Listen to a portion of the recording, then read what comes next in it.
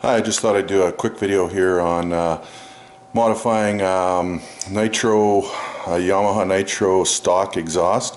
I'm going to put it into a modified kind of cutout version. As you can see here, I've already cut the exhaust open already, simply using a little zip cutter, and this is what an original exhaust looks like. I was going to cut this one open originally, but ended up picked up a brand new one, and I thought, well, rather than butchering it just for an experiment, I would first try it on an old beat up kind of one that I picked up for 40 bucks. So I find that the MBRP exhaust straight back with pipes is just a little bit too loud, even with the turnout.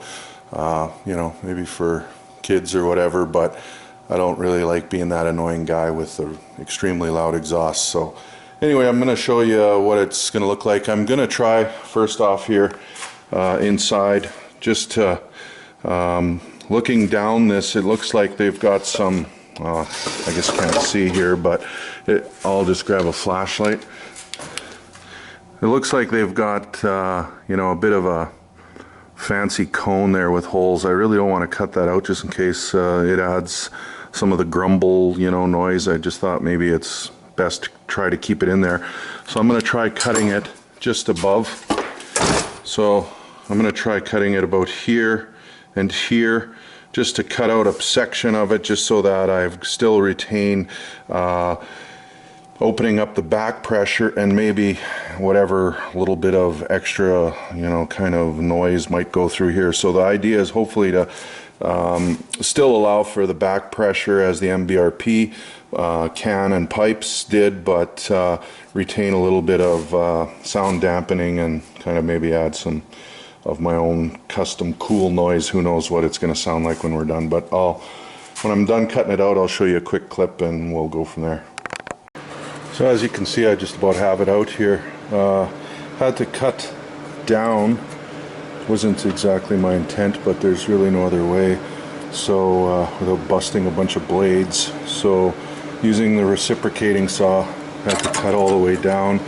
Just the bottom's just barely holding on there. So you can see there's a double layer in here. You're gonna have to be careful welding it all back together. But anyway, just thought I'd show you what it looked like before we got too much further. Well, in the end, I ended up getting this piece out here that used to be back there. It's just, it wasn't welded in. I thought it was, but anyways, luckily I had enough room after I cut this piece out to pull it all forward. It took a little doing, but that's kind of what I think it's going to go back together like. Let's see, I don't know if you can see that, so I'll use a light here. So you can see at the back there's some kind of glass packing up behind that mesh as well. On this side there's some, and then even inside this this tube, this baffle has all sorts of glass packing around here, you can see. So anyways, by removing that, I'm sure in itself it's going to have quite an effect. You can see that piece that I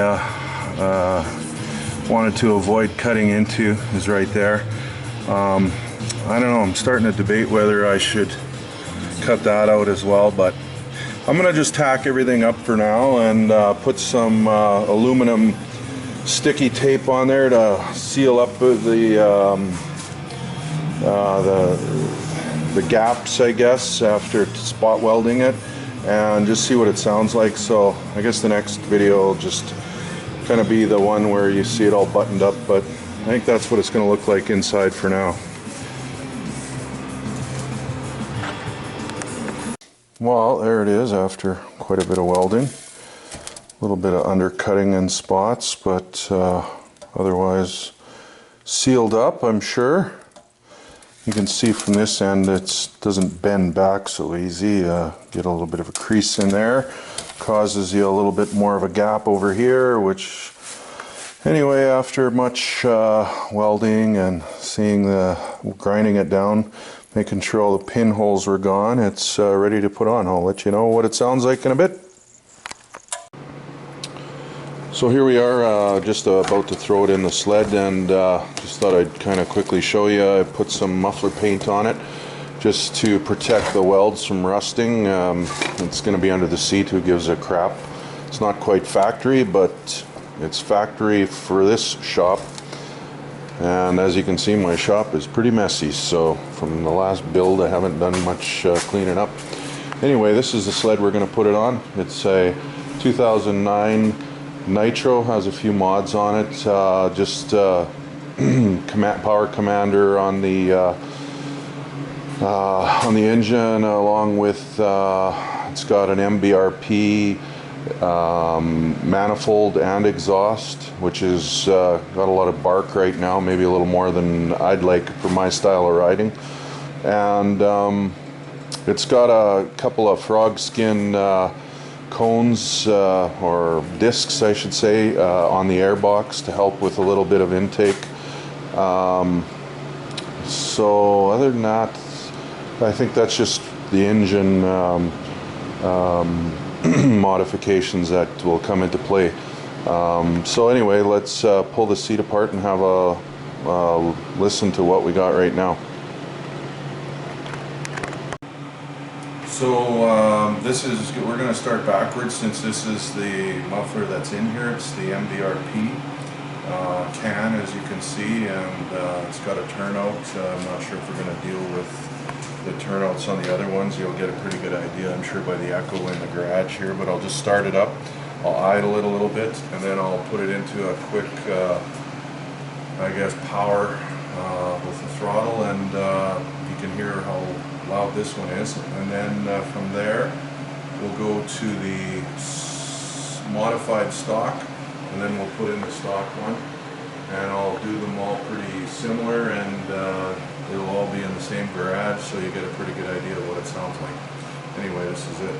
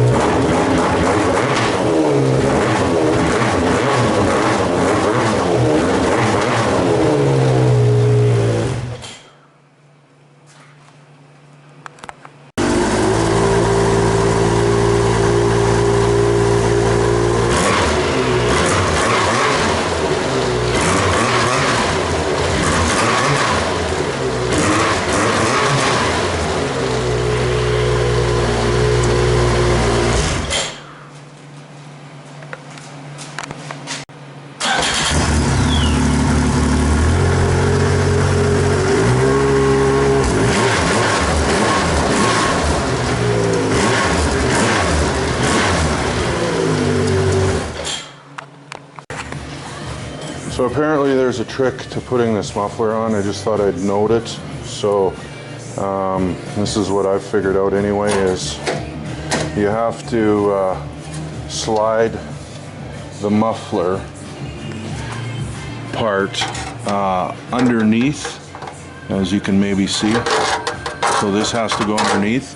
So the only logical way to do it, believe it or not, for me anyway, is you have to, these bolts have to stay in here. They're in there permanently. So you basically have to put this cover on, and then you're going to have to slide the muffler forward. And so once the cover's on, you're going to have to slide the muffler on, basically like this, and that'll slide underneath. And then what you'll have to do is line up this pipe, and that's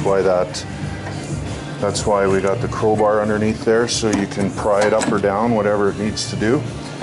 So anyways, if you can figure out something better, by all means let me know. I'm sure somebody has, but anyway, that's what I've come up with. So over and out.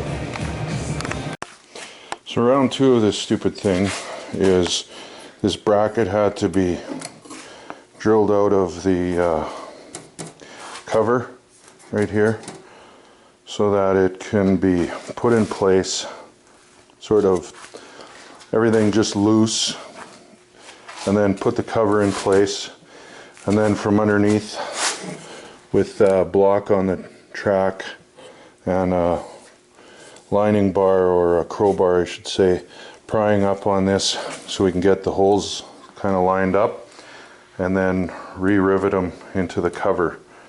So we'll try that and see if it works. So I just came out back to the garage here and thought I better finish things up. I was going to upload the videos and realized I didn't really tell you how things ended up here. So yeah, that worked, putting that bracket back in like I had suggested, by putting the rivets in there and just pushing back up underneath. You do have to put the bolts in, keep them loose, just almost tight, but just back them off just ever so slightly, and then inside on the donut clamp, just don't tighten it right up, and then you can get underneath there with a block and then push it with the crowbar as we had, and a block on the track, and just push it, and then just stick a screwdriver through or what have you to line up the holes, and that worked pretty good. And there was a lot of cussing up till then, I'll tell you. It's not an easy job, but once you kind of figure out the trick to do it, it worked out no problem. So I do also want to point out, though, that you're going to need different bolts if you're coming from one to the other. I found that out, so I'm not able to put this cover back on because these are special just for the MBRP, and they don't fit on the back into the holes on the stock exhaust, so I'll have to go to Yamaha and get some bolts for those, which isn't a big deal. But I will tell you, though, that at the end of the project, I listened to it on the computer, and it's really hard to tell that the stock exhaust is so quiet on the videos, but it's very quiet. It's kind of like jet-like and kind of a little bit futuristic, kind of motorbike, kind of factory. You know, you've heard that noise. It doesn't have a lot of bark to it. The modified one is a real good in-between. I haven't taken it for a ride, but I'm kind of looking forward to hearing what it might sound like. Around here, you know, I'm not a big fan of, you know, skidoos that are just, you know, almost sound like open exhausts, and it gets very annoying for the farmers and people that, you know, allow us to put trails, you know, near their farmland and stuff. So on the trail, I'm hoping this is still quiet enough, and if I want to, you know, go on the sides of hills and ditch bang and do different goofy things, I'll still have that kind of open back pressure and similar to the MBRP can, and still have that power and a little bit of bark if I really want to, you know, punch it. So I will say, though, that the MBRP in the garage is bloody deafening. On the video it doesn't sound like that, but there's a real big drastic difference, and this little Sony handy cam is just not picking it up. So anyway, I looked high and right across the internet, looking for somebody who'd put together a Nytro mod, and I couldn't find one, so I found some on the Apexes. But anyway, I was able to, I thought I'll put something together just if it helps somebody else, it's great. And I can tell you that it does sound like a nice, right in between the middle between the MBRP can and the factory muffler. Factory muffler was just, I mean, it sounds kind of wimpy, actually, quite frankly. I'm glad I cut this thing open for this experiment. So yeah, 40 bucks, and now I got a new exhaust to sell on eBay or something, I guess, because I'm pretty sure I'm not putting the stock one back on here, since this sled's got a bunch of mods as it is anyway. So there you have it. I hope you enjoyed the video, and you know, make some use of it. Save yourself a lot of time, or decide if you want to do this. Over and out.